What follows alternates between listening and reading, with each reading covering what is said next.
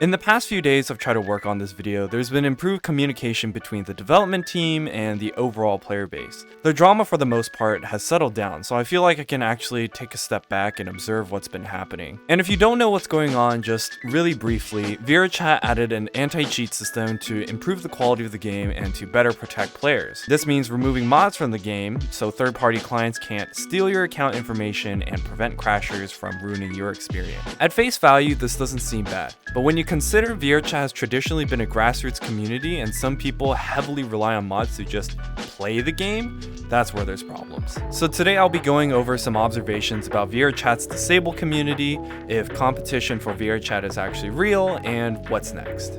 It seems as though it's just a vocal minority talking about how this update ruined their life, and it also seems odd that there's people speaking on behalf of others with disabilities. Though there are those who rely on mods to improve their experience, it felt as though they were being used as a token to further push the agenda of removing anti-cheat from the game. So, have you used VRChat mods before? Yes. And what kind of mods did you use? I use ones really generally that made it physically, oh shit. I'm physically disabled. I have EDS and POTS, and so some days I have ribs pop out of place, so I would be laying on my floor in half body, so I used comfy menu in order to not have to bend my upper body in any way and hurt my ribs to make it harder for me to breathe. As someone who's disabled, what has your experience in vanilla VRChat been like so far? Not great, because like I know that when I'm gonna have bad days where I'm gonna have like issues with my joints and I'm not gonna be able to like shift forward to view my menu, or I'm not gonna be able to get on because I'm only gonna be able to stare at the ceiling and not look at my friends. It's just like, this is how I socialize. I can't leave my house. Virtually every day I am at home by myself unless I'm going to a doctor's appointment. Another point is competition. I'm all for it. It lights a fire underneath people's asses and innovations can be made, but we're pretty far off from anything serious. At least when you consider VRChat's average player base of 20,000 people versus Chill Out VR's 400, and that's after the migration post anti-cheat update. When you consider that a good portion of VRChatters are on the Quest 2 or enjoy the vanilla experience, we have to ask, how common were mods actually? Did you use VRChat mods before? Oh, hell yes. I use a shit ton of mods. No, the most thing I use is Play Space Mover, which I feel like everyone uses. And all I know from the new update is that you can now drop portals for your friends only. And I hate that because I used to love like dropping in uninvited to people's portals. What was your line of reasoning for not using any?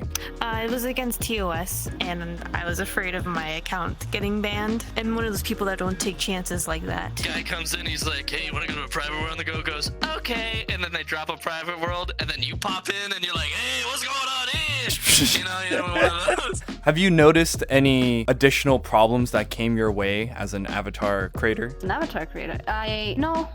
It's not something I think will have a huge impact on my avatars. Avatars might become a much larger problem because we used to be able to use mods to detect crasher avatars, and now we cannot. I dance in VRChat, so a lot of people would come in with proton crashers and crash the lobbies of worlds I was in, and the anti-crasher definitely helped me not get crashed. What kind of mods did you use mainly? So for me, I use camera animations and freeze frame. I know friends of mine who are known for their cinematic work and rely heavily on freeze frame, and that's basically their brand. And without those kind of mods, their brand just kind of goes away. It's basically causing a lot of people to rebrand. So the utility was more so for protecting yourself and making your experience better. Yeah, I mean, nothing was like to change the game, truly. It was just optimization. So what's next? There's a lot of skepticism about how this change will affect the current game, and this might be the first step into something a little bit more sinister, like turning VRChat into Horizon Worlds. But it seems as though the game is on good pace again, adding improvements that they should have